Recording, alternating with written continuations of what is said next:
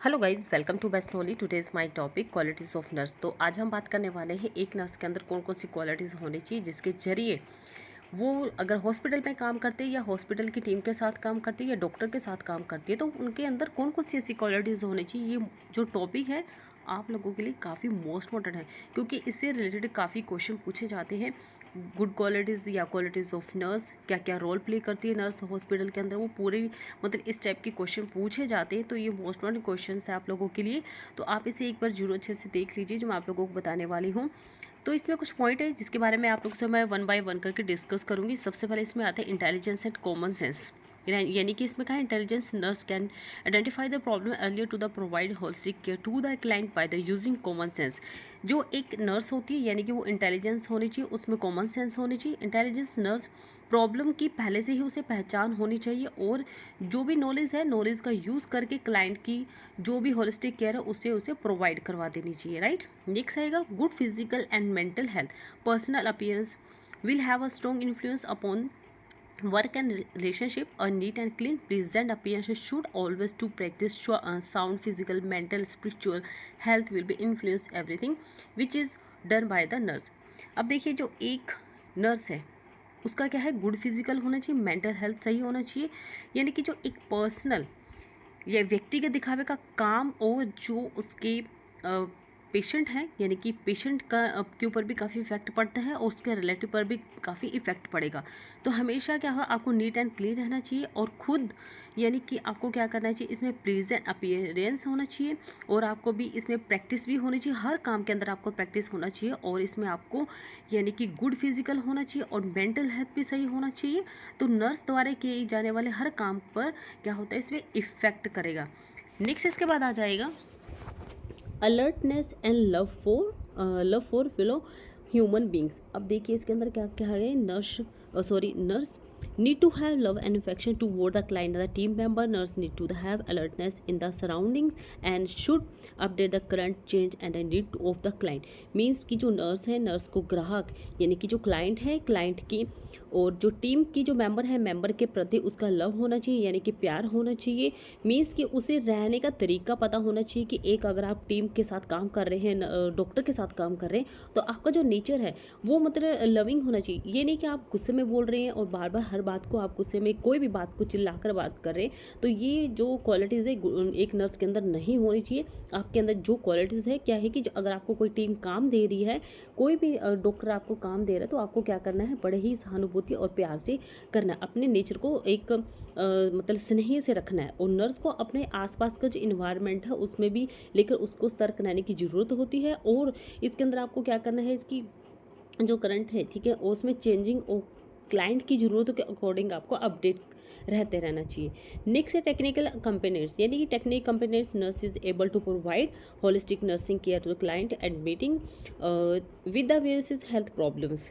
अब देखिए इसमें जो एक टेक्निकल कंपेटेंस यानी कि तकनीकी क्षमता यानी टेक्निकल कंपेटेंस वाली नर्स विभिन्न स्वास्थ्य समस्याओं के प्रति क्लाइंट जो होते हैं, जो भर्ती होते हैं पेशेंट, उनकी होलिस्टिक केयर को प्रोवाइड करने में भी सक्षम होना बहुत ज़रूरी होता है। ये एक गुड क्वालिटीज़ होना भी काफ़ी ज़रूरी होता है नर्स के अंदर। नेक्स्ट इसके अंदर हम बात करेंगे डिपेंडेबिलिटी एंड एडजस्टेबिलिटी, यानी कि nurse will be depend on the other team health team member. एक जो नर्स होती है अगर जो भी वो काम कर रही है अपने आप पर डिपेंड होकर उसे करना चाहिए, ना कि वो हेल्थ टीम के ऊपर मेंबर पर डिपेंड होकर काम करे। यानी कि उसे अपने जो नर्स है नर्स और अदर टीम के सदस्यों पर भी डिपेंड होगी और उसे अपने डिपेंड पर होकर भी काम करना होता है। Exactly depend on the physicians order and also adjust with the situation and the person.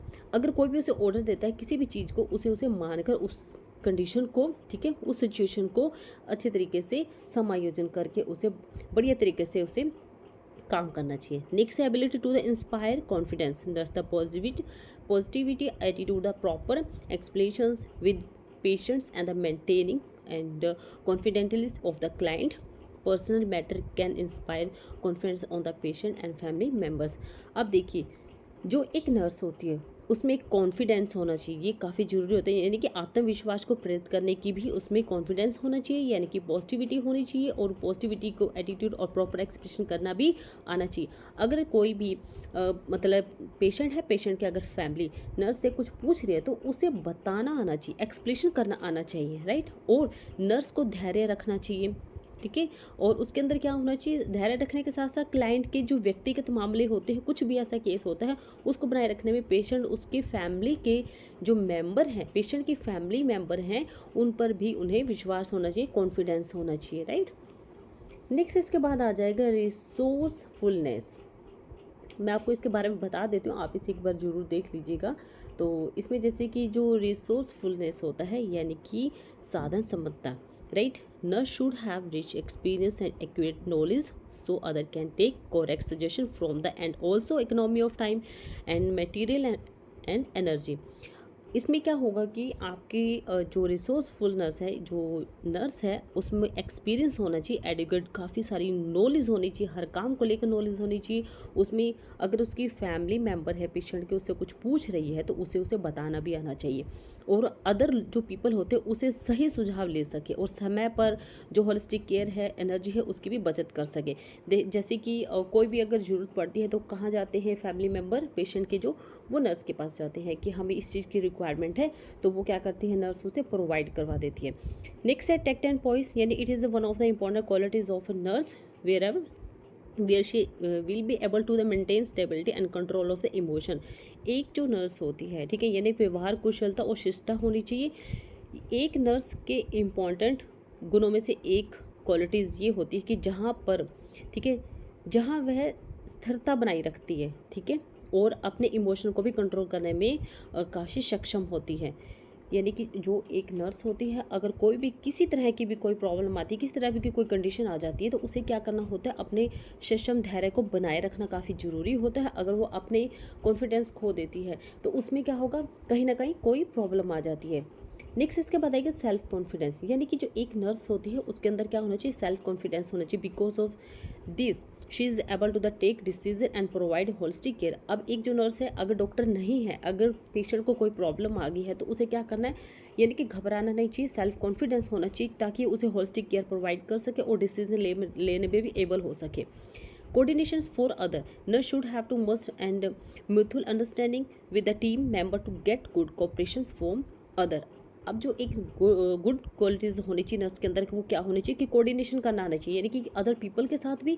अगर नर्स हॉस्पिटल के अंदर काम कर रही है तो उसे मेंबर, जो टीम मेंबर है, उससे मतलब हेल्प लेके या फिर उसे समझकर अच्छे से अपने काम को करना चाहिए, कोऑर्डिनेशन करना आना चाहिए, और उसे क्या करना चाहिए, अपने काम में एबल होना चाहिए और आपसी समझ से ही काम करना चाहिए। नेक्स्ट है ability and capable, a nurse is competent and has a capability to give care effectively. एक जो नर्स होती है, यानी कि कैपेबल होनी चाहिए, एबिलिटी होनी चाहिए, और उसमें हर काम को करने की क्षमता होनी चाहिए, उसे सही तरीके से काम को ढंग से करने की भी मतलब क्षमता होनी चाहिए, और देखभाल करने की भी अच्छे तरीके से उसके अंदर कॉन्फिडेंस होना चाहिए, एबिलिटी होनी चाहिए, कैपेबल होनी चाहिए। नेक्स्ट इसके बाद आएगा कोऑपरेशन। अब कोऑपरेशन का मतलब क्या होता है, अब देखिए, she work cooperatively with the health team member is an effect to give good nursing care even when you're the confident of the misunderstanding. जो एक नर्स है, उसे हेल्थ टीम के साथ काम करने में उसे क्या होना चाहिए, कोऑपरेट करना आना चाहिए, यानी कि कोऑपरेशन करना आना चाहिए, और तभी जाकर वो क्या होगा, उसे समझ सकते। अगर कोई भी ऐसी चीज़ हो जाती है तो उसे गलत फहमी हो जाती है, यानी कि होने पर एक गुड जो नर्स है उसे देखभाल देने का एक प्रयास किया जाता है। अगर कोई मिस्टेक्स हो जाती है या मिसअंडरस्टैंडिंग हो जाती है तो उसे कोऑपरेशन करना आना चाहिए। नेक्स्ट है professional responsibilities, nurse is responsible for the care and treatment and the rehabilitation of the client.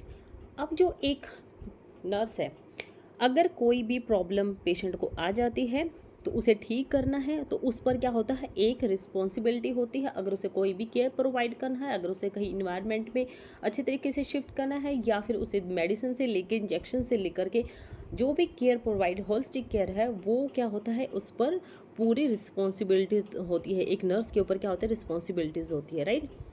Next इसके बाद क्वालिटीज़ ऑफ नर्स के अंदर आते हैं Genesis honesty, nurse should be honest and humble. एक नर्स को ईमानदार और विनम्र होना काफ़ी ज़रूरी होता है, यानी होनेस्ट एंड हम्बल होना काफ़ी ज़रूरी होता है। Loyalty, note taking and bad about institutions of the organization where you are the working. अब देखिए, जो एक नर्स होती है यानी कि उसको वफादारी होनी चाहिए। अगर वो किसी भी इंस्टीट्यूशन से या फिर ऑर्गेनाइजेशन के बारे में बुरा नहीं बोलना चाहिए जहाँ पर वो काम कर रही है। मान लीजिए, जैसे कि आप मान लीजिए किसी हॉस्पिटल में काम कर रहे हैं, वहाँ के जो डॉक्टर हैं काफ़ी मतलब गुस्से वाले, बार बार चिल्लाते हैं आपके काम को लेकर के। लेकिन आपको, अगर आप कहीं और जॉब करते हैं या फिर कहीं मतलब कि आपको शिफ्ट कर दिया जाता है वार्ड के अंदर कि आप वहाँ पर मतलब आपकी ड्यूटी होगी, तो आपको क्या करना है, दूसरी नर्स के साथ गॉसिप करके आपको उसके बारे में बुरा नहीं बोलना है। आपको उल्टा सीखना है उस काम को, ना कि उनके लिए बुरा बोलना है, राइट। नेक्स्ट आएगा non possessive and worth and dignity. Maintain dignity while giving care to the client without imposing her feeling on the client। Means कि जो एक नर्स होती है, ठीक है, वो क्लाइंट पर अपनी फीलिंग्स थोपे बिना क्लाइंट की देखभाल करते समय उसकी जो वार्मथ है, डिग्निटी है, उसको ध्यान में रखना चाहिए। नेक्स्ट है केयरिंग। केयरिंग यानी कि जैसे कि caring for other in the personal professionals include sympathy and empathy. यानी कि जो एक नर्स है उसे केयरिंग करना आना चाहिए, यानी कि पेशेवर तरीके से दूसरों की देखभाल करने में भी उसके अंदर क्या होना, सिंपैथी एंड एम्पैथी होना काफ़ी ज़रूरी होता है। नेक्स्ट है जेनरोसिटी एंड सिंपैथी। अब इसमें कहा गया है कि जो एक नर्स है उसे सहानुभूति यानी कि मीन्स, और सिंपैथी का मीन्स होता है कि फील विद अदर्स, यानी कि दूसरों के साथ महसूस करना। पेशेंट को धीरे से संभालें, ठीक है, पेशेंट से सम्मान और शिष्टाचार के साथ बात करें। भले ही वह आपके लिए कुछ भी बोल रहा हो, और अगर आप उसका ट्रीटमेंट कर रहे हैं, होलिस्टिक केयर कर रहे हैं, केयर प्रोवाइड कर रहे हैं, तो आपको उसे अच्छे तरीके से पेश आना है। चाहे वो पेशेंट या पेशेंट की फैमिली आपको कुछ भी बोल रही है, आपको क्या करना है, अपने आप को थोड़ा सा संभाल के रखना है, और मतलब अपने आप को गलत वे में नहीं लेना है, अपने आप को अच्छे तरीके से प्रेजेंट करना है। नेक्स्ट है accurate and empathy. Empathy means being able to understand another to need and feelings, putting yourself in the situation and feelings. यानी कि आपको स्टीक और सहानुभूति, एक्यूरेट एंड सिंपैथी होना चाहिए। सहानुभूति यानी कि एम्पैथी का मतलब होता है कि खुद को उस कंडीशन और उस भावनाओं में रखकर दूसरों की ज़रूरतों और भावनाओं को समझने में भी सक्षम होना चाहिए। नेक्स्ट आते हैं क्यूरियोसिटी। क्यूरियोसिटी में क्या होगा, इसके अंदर nurse must be curious and the understanding with patient relatives even when they seem to interfere with nursing care। यानी कि आपके अंदर क्यूरियोसिटी होनी चाहिए, शिष्टाचार होना चाहिए, नर्स को पेशेंट के रिश्तेदार और उसके साथ विनम्रता के साथ पेश आना चाहिए, समझदार से पेश आना चाहिए, भले ही वो नर्सिंग देखभाल में भी क्यों ना इंटरफेरेंस करे, राइट। नेक्स्ट है कॉन्टेनेंस इन द कम्युनिकेशंस। अब इसमें कहा है कि जैसे कि nurse should have give informations clearly and it's client understanding level client language.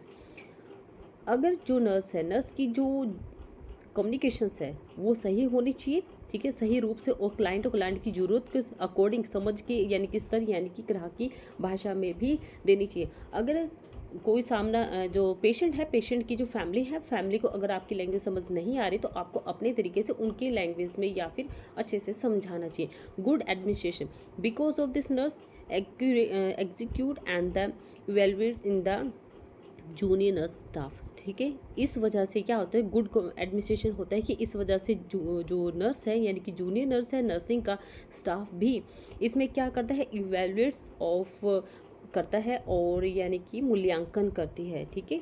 इसके बाद नेक्स्ट आ जाएगा, नेक्स्ट इसका जो पॉइंट आता है gentleness and quietness. With this quality, she can handle the patient gently and well, trust in the client and able to solve to the problem with quietness. यानी कि इसमें क्या है, धीरे से आपको संभालना है। इस गुण के साथ जो पेशेंट को धीरे से आपको संभालना चाहिए। अगर आपके जेंटलनेस एंड क्वाइटनेस हैं, उसे सही तरीके से संभालना चाहिए, और क्लाइंट्स में आपको काफ़ी विश्वास भी होना चाहिए, ठीक है। उसको क्या करता है, जो क्लाइंट है, क्लाइंट के अंदर क्या होता है, ट्रस्ट भी होना चाहिए, उसमें डेवलप करता है, ठीक है। और इस प्रॉब्लम को शांति से भी हल करना चाहिए, यानी कि क्वाइटनेस से आपको हल करना चाहिए, प्रॉब्लम को सॉल्व करना चाहिए।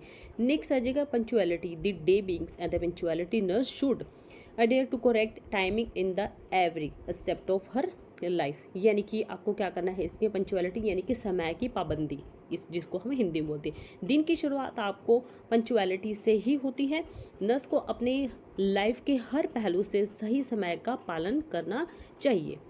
नेक्स्ट इसके बाद आएगा imparity. No imparity to the shown toward regions and religions colour creed language background even when the personal printers and the room and give respect to all the patient. अब देखिए इसके अंदर कहा है कि जो इम्पेरल्ड है, इसमें कहा है कि जो पूर्व ग्रह गलत होने पर अगर कोई भी काम गलत हो जाता है, ठीक है, और इसमें क्या है कि गलत होने पर किसी भी धर्म, कलर, पंथ, लैंग्वेज या बैकग्राउंड के प्रति कोई भी पक्षपात नहीं दिखाया जाना चाहिए। सभी पेशेंट को एक समान समझना चाहिए।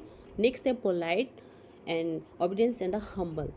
With this, the quality nurse develop rep and the gains and trust of the patient। जो एक नर्स है, ठीक है, उसमें क्या होना चाहिए, एक विनम्र, आज्ञाकारी और नम्र गुणता होनी चाहिए। उसके साथ में तालमेल डेवलप करती हो और पेशेंट को विश्वास करने में भी सक्षम होती है, राइट। तो इसमें ये कुछ गुण होते हैं एक नर्स के अंदर। नेक्स्ट है गुड लिसनर, कीन ऑब्जर्व, अकाउंटेबल।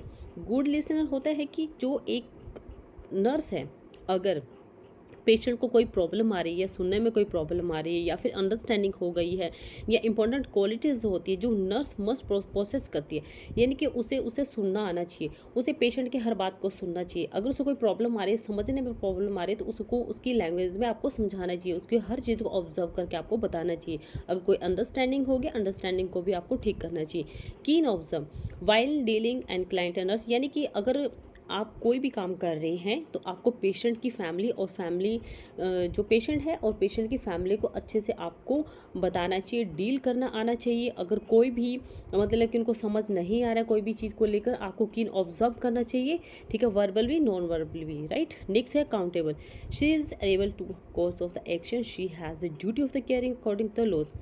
अब इसमें क्या है कि अगर आप यानी कि जवाब दे, अकाउंटेबल का मतलब जवाब, आप अपनी कार्रवाई के प्रति भी यानी कि एक्शन ले सकते हैं, एबल होना चाहिए। और इसमें आप क्या करेंगे, लॉज के अकॉर्डिंग उनकी देखभाल करने का भी आपका क्या होता है, इसके अंदर ड्यूटी होती है। और वो भी किसी भी नर्सिंग केयर जो प्रोवाइड है वो किसी भी नर्सिंग देखभाल को शुरू करने के लिए भी क्या होता है, इसके अंदर अकाउंटेबल एंड होना चाहिए, यानी कि जवाबदेही होना चाहिए। ये एक नर्स के अंदर होना काफ़ी ज़रूरी होता है। नेक्स्ट है डोवेशंस ऑफ द डेडिकेशंस। अब इसमें कहा है कि जो एक नर्स है, नर्स के अंदर जो क्वालिटीज़ है, इस क्वालिटी के साथ वो अपने व्यक्तित्व हितों के बिना पेशेंट को मतलब उसकी केयर प्रोवाइड करनी चाहिए, ठीक है। अगर कोई भी प्रॉब्लम आती है उससे अच्छे तरीके से केयर प्रोवाइड करनी। पेशेंट चाहे कुछ भी बोले नर्स को, लेकिन नर्स का जो फ़र्ज़ होता है उसके अंदर जो क्वालिटीज़ होती है उसे नहीं भूलना चाहिए कि उसके अंदर जो बताया गया है रूल फॉलो करना है, वो क्या करना है कि आपको पोलाइट रहना है, राइट। नेक्स्ट सेल्फ डिसिप्लिन, आपको क्या करना है, आपको आत्म अनुशासन होना चाहिए, राइट, यानी कि सेल्फ डिसिप्लिन होना चाहिए। नर्स की लाइफ और जो रूल्स है, रेगुलेशंस है, उसके प्रति आपको क्या करना है, कुछ रूल और उसको फॉलो करना है, ठीक है, आपको सेल्फ डिसिप्लिन बनाना है। तो आज हम लोगों ने जाना है क्वालिटीज़ ऑफ नर्स। एक नर्स के अंदर कौन कौन सी क्वालिटीज़ होनी चाहिए, अगर वो हॉस्पिटल में काम कर रही है, पेशेंट के साथ उसे डील कैसे करना है, उसकी फैमिली के साथ डील कैसे करना है, डॉक्टर के साथ कैसे काम करना है, हॉस्पिटल के अंदर जो टीम है उसके साथ कैसे काम करना है, उसके अंदर उसको लेकर के उस नर्स के अंदर कौन कौन सी क्वालिटीज़ होनी चाहिए, तो उसी के ऊपर मैंने आप लोगों के साथ डिस्कस किया। और ये काफ़ी मोस्ट इम्पोर्टेंट टॉपिक है जो कि आप लोगों से इसका क्वेश्चन भी पूछा जाता है, जीएन वालों से भी और बीएससी वालों से भी। तो आप इस पॉइंट को भी कर लेंगे तो भी आप लोगों के लिए काफ़ी बेस्ट रहेगा। और जो इसकी जो ये पॉइंट है, और इससे भी और भी पॉइंट मेरे पास हैं जो भी मैं आपको पूरा नहीं बता पाई हूँ, लेकिन हाँ, जो शॉर्ट वीडियो के थ्रू मैं आप लोगों को ये पूरे पॉइंट जो मेरे पास हैं वो पूरी वीडियो आपको मिल जाएगी, उसके थ्रू भी आप देख सकते हैं। और ये पॉइंट अगर आप लिखना चाहें तो लिख सकते हैं, स्क्रीनशॉट लेना चाहें तो ले सकते हैं। तो आज के लिए इतना ही, and thank you for watching my video.